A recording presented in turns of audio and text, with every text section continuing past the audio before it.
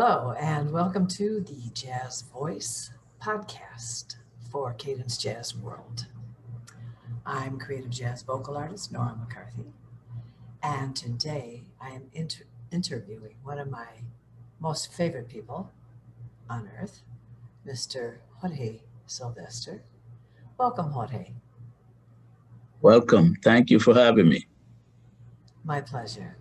So, let me talk about you for a brief moment. Jorge Sylvester is an alto saxophonist, composer, arranger, conductor, band leader who has been on the cutting edge of the New York jazz scene since 1980 when he arrived here from Spain. His blend of Afro Caribbean rhythms with new music is what gives Jorge his very distinguished and special voice. And so I'm very pleased to get to talk to him a little bit about his latest release, Mayhem at Large, with his new group, Spontaneous Expressions, which is an octet of improvising musicians. And let me get that name correct again. It is Mayhem at Large, the last Baha'i sessions. Very, very important. So this release came out on, when was it? May 21st of this year. Hmm.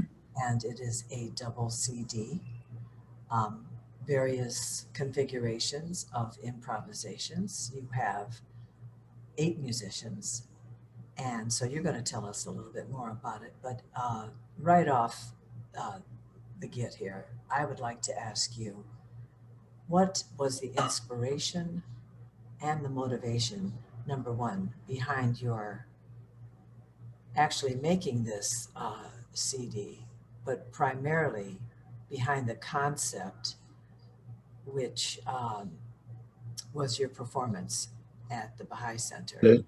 Well, first of all, there's a couple of things. I wanted to do a solo alto saxophone solo recording for my father to dedicate it to him because he was very inspirational and he had a lot to do with me playing this music that they call jazz today, and Uh, also playing what the alto.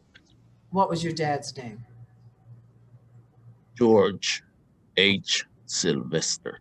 My Oh, dad was born in Belize, and came to Panama with my grandfather, and they ended up staying there.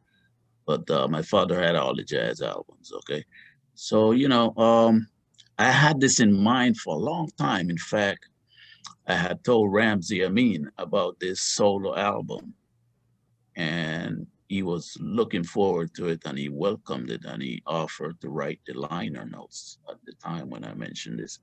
Now, Mike Longo, these are the three people I dedicate this album to. But Mike Longo came in as the guy that always gave me a gig for any of my projects so I could develop them and present it at the Baha'i Center. And that's the third factor. But when I did this performance, I was thinking initially to do solo saxophone only. But, I wrote a couple of pieces, short pieces that I called sketch number one and sketch number two. And that's where the octet, came into function. And I went and I presented it like that. And then I said, let me just do duets with all of the fabulous musicians. So it developed into that solo saxophone, which I'm doing like 4 pieces, and then do each one of the each one of the 7 musician actually. So we did it at Baha'i Center, and I had asked Gene Torres to record the band with this special microphone that he has from this company, Zelia. And we did the performance. It was great. Came out, went home, listened to it, and I'm listening and I'm saying, man, this is great. So I listened and I was like, man, this is some real good stuff. Then I found out that Mike Longo passed away. So I decided to say, you know what, I'm gonna dedicate this to him. Right. and to Ramsey, I mean, and to my father. Ramsey, I mean, was going to write the liner notes for the solo album. Now, And my father, I wanted to make an album dedicated to him. So Ramsey, those are inspirations Ramsey was your behind. mentor, wasn't he? Wasn't Ramsey? Yes, Ramsey was my mentor. Yeah. And Yeah, Ramsey taught me a lot of stuff, and he's one of the main factors behind my concept of the Ace Collective, which started with the Ace Trio. He gave me some inputs about a lot of compositional informations, and I took that and move on. But he was my mentor for years. I met him at Creative Music Studio, and we kept along our relationship. Even when I went back to Madrid, Spain, and we used to write each other, and then came back to New York, we hook up again. So I even, I've been to his house, did a lot of things. So Ramsey was very special. Yeah, for those who don't know and who that's Ramsey yeah. was, um, who Oh, is see, Ramsey? who was Ramsey? Right. Ramsey Amin was a great musician, violinist, composer, mathematician, played with the Cecil Taylor unit for a long, long time. You could see and look up those CDs where he's involved in that. He's also an incredible writer, right? Wrote some of our liner notes for our CD, The Small Dreamy Red, right? And also the Ace Collective. He wrote the liner notes to that, also to my Ace Trio. Right, right, right, right. Yeah, One of the best writers great musician, I've great ever person. lost Yeah. in my lifetime. I often reflect on some of the things that he's written, and I'm just in awe of his ability to express something in a way that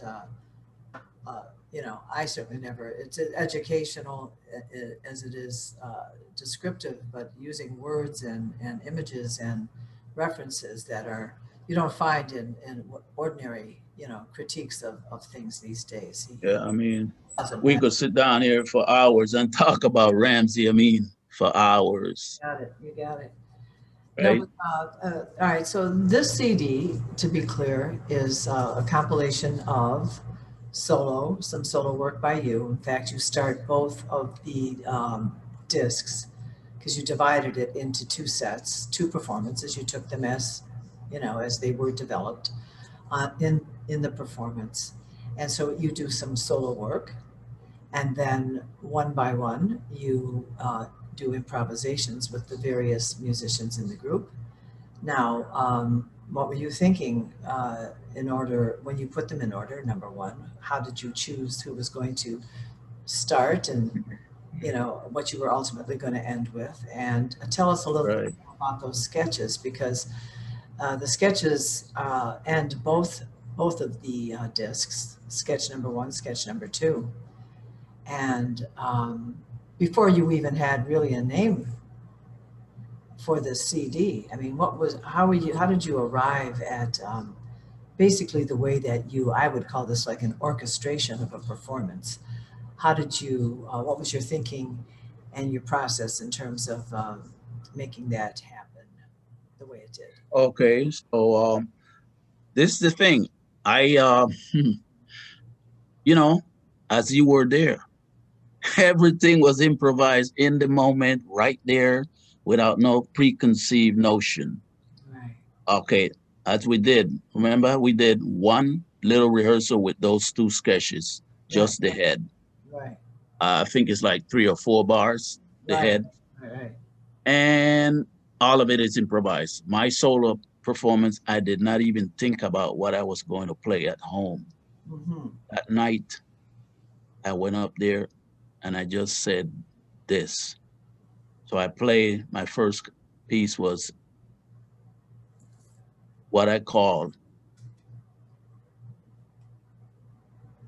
just a touch, okay? Focusing and some standards, focusing and improvising. I did I did a little presentation, so to speak, of Stella by Starlight. I call it by Starlight, and it's just a touch. It's lines by lines, reconstructing the whole piece and just coming to that. And it's basically mostly an improvising. Okay. Hmm. So the next piece were uh Blue abstract. Blue Abstract, right? That one is dedicated to Mike Lungo. Blue Abstract, that's the title came about. That title came after I heard it, right? But everything happened in the moment. Right. Then I said, let me bring in Nora McCarthy next. Remember, I told you guys one at a time I would call you in. Right. So I was thinking We were Nora waiting. McCarthy, yeah. I was thinking Nora McCarthy, we worked together. She is one and my one and only Oh, greatest of all I'll take that. vocal artist, improviser, Yes, thank you. lovely wife, Mm, my lovely partner. We've been around, we've been playing together for years now. 20, So you 20 came years. first. Yeah, 21. 20 years. You came first. We did our duo that we've been playing duo for years. So I said, let me bring Nora. I bring Nora first. Then I said, okay, let me bring in the French horn, Vincent Chansey. We've played together for years. I've never played duet with him, but that performance was, to me, was very, very, very interesting, right? So I'm thinking brass. So lower brass.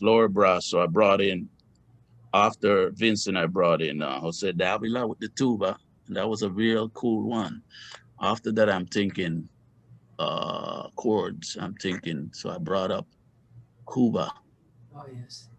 our great pianist. He's incredible. So I brought up Cuba Kikoshi, then harmony, Marvin Sewell, Hmm. guitar, Hmm. duet, all of it duet. Then we did the sketches. Sketch number one. Sketch number one is ba-da-ba-bi-ba, ba-da-ba-ba-ba, ba-ba-da-ba-da-ba-da-ba. From there on, we took it out. Hmm. So that piece itself was is an intervallic rhythmic line that I thought of. It Hmm. just came out by practicing the horn. A couple of days before that, I was practicing. I wrote it down, and then after that, we did the second set, which I played, which is this record is dedicated to my father, and that one piece in particular. Okay, the masquerade is over. He loved to play that at home. He used to play it as a version of Lou Donaldson playing The Masquerade is Over with Ray Barretto playing congas. It's a beautiful version of that. I grew up listening to that stuff 24/7 in my house. My father he used to sing the solos, man. He used to be, you hear Lou Donaldson playing that, and he was singing that solo behind the line. So I said, I've always wanted to play that for him. In fact, when he died in Panama, I played that in the church. I played The Masquerade is Over for my dad in Panama. So I played that, and my version is really open, and I wanted to just touch the melody and open it up. Then after I did a little thing on well, you need it. I call it you need it because if you think of all of these pieces, they are not completely played. I didn't want it to play them the way it's played.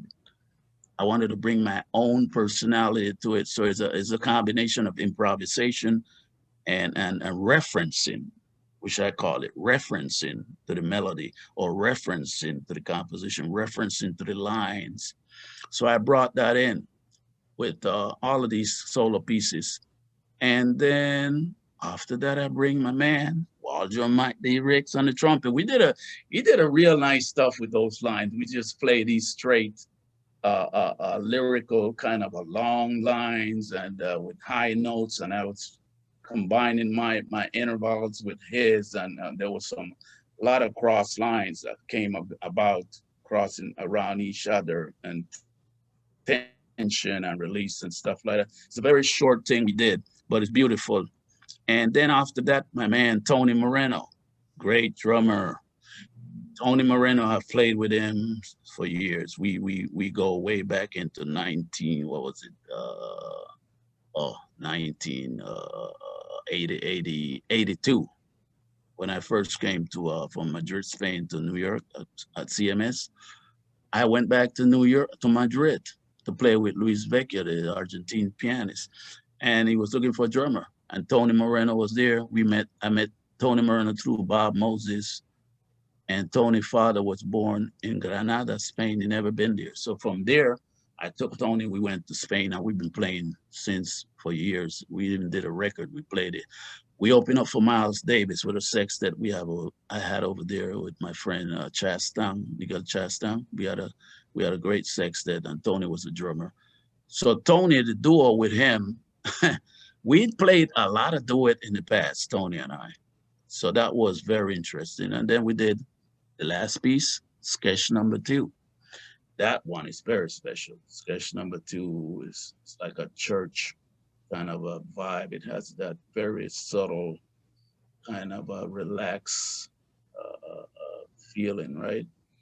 But you know, in those 2 sketches, if you hear when you hear the music, I laid out and I wait till the very end after everybody made their statement. And you guys were incredibly, it's just everybody was just doing what they were supposed to do, not getting in each other's way.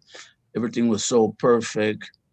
So I just relaxed and listened to everybody. Everybody was listening anyway. And I brought my piece, my solo, and we covered the whole night. It was just magical. The whole night was magical. Really happy with this sound and that group. Yeah.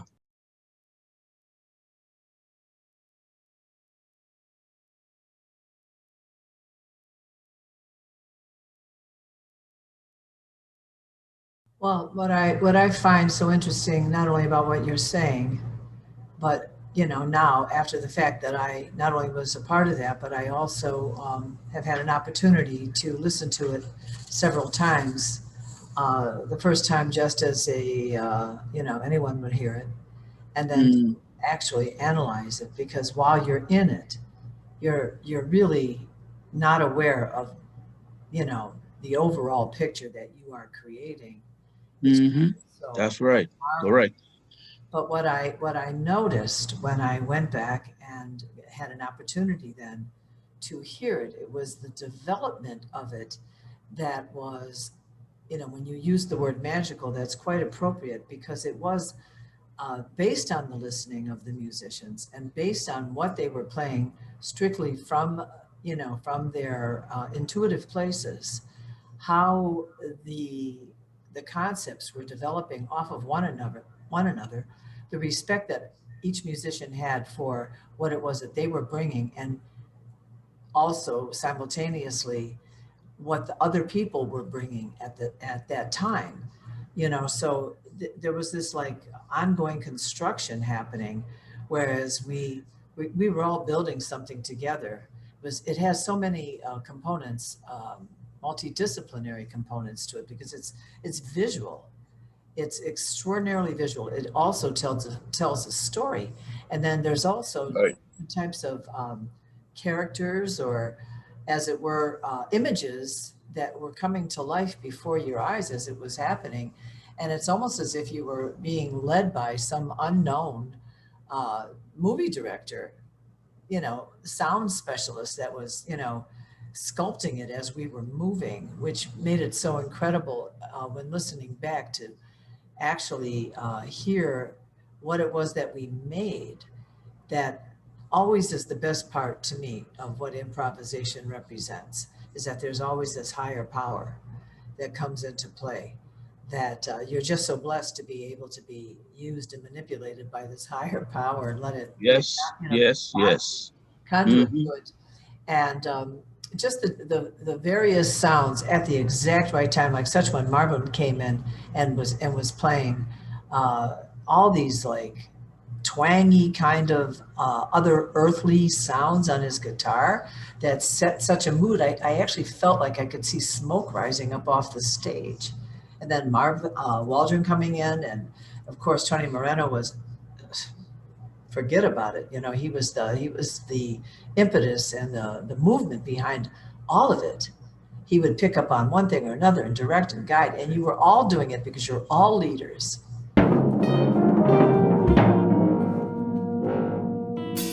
Stuck like glue upon the ladder.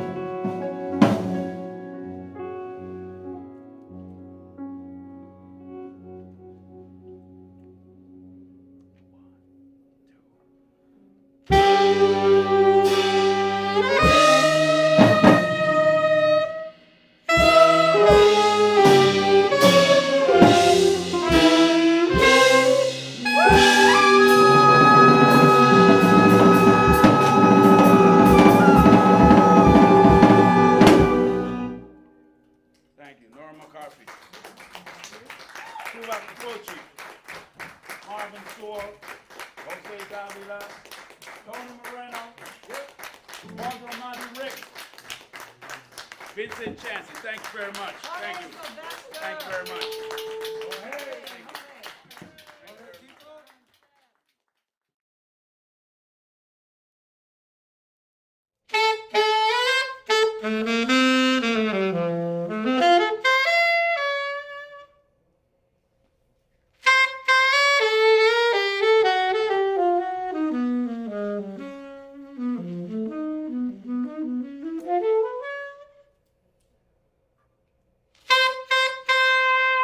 Thank you.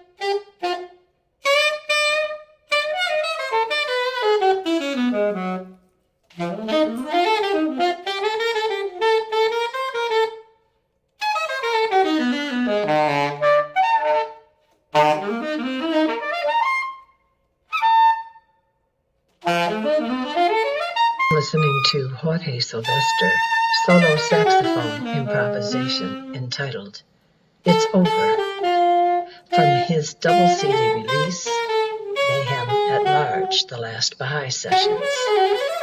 This piece is a reference to the jazz standard, The Masquerade is Over, written by Herb Magison and Ali Rubel, and dedicated to Jorge's father, George H.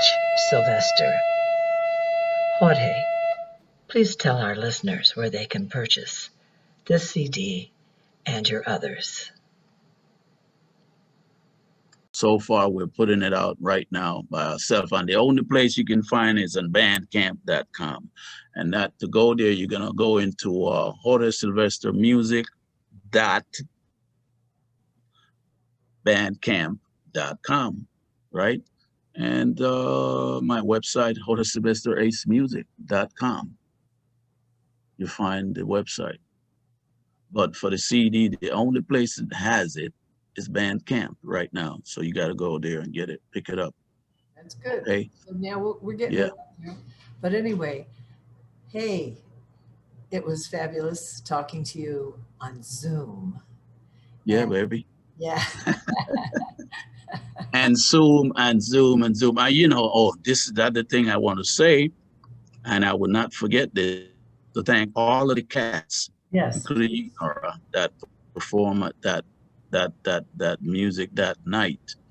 As I said, it was magical. I want to thank all the great musicians, okay? Say their name. Marvin Sewell, right? Vincent Chansey, Yes. Kuba Koshi, the great Jose Davila, Yes. the great Tony Moreno, Yes. and the great Waldron Madi Rex. Did you got Okay, anything in there? Yeah, Tony Moreno. they killed it, Yeah, they. right? They killed it. So here's to them. Here's to them. And here's to you. Thank you. Thank you for listening.